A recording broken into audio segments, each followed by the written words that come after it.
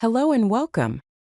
This video tutorial focuses on performing delete operations in PHP with MySQL. We'll explore how to remove records from your database tables effectively. Get ready to learn how to keep your data clean and organized. Let's start by understanding the basic syntax of the delete statement in SQL.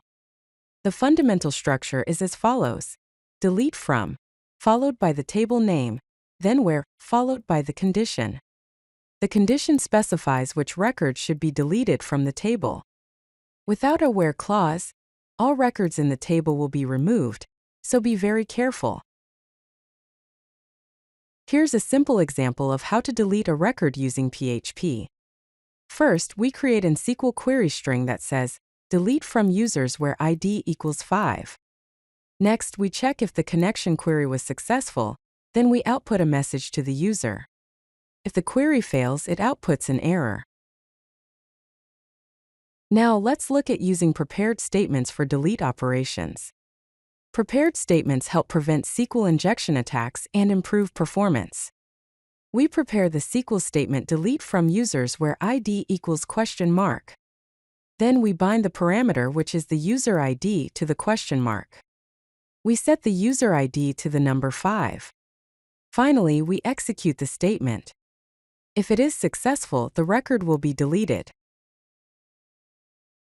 You can also use multiple conditions in your delete statements to target specific records. For example, we create an SQL query string that says, delete from products where price is less than 10 and stock equals 0. If the query is successful, the number of affected rows gets displayed. If it's unsuccessful, an error message appears. To limit the number of records deleted in a single operation, you can use the limit clause.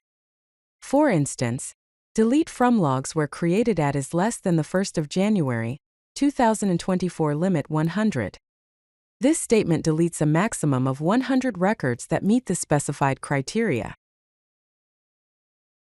It's crucial to implement error handling and validation when performing delete operations.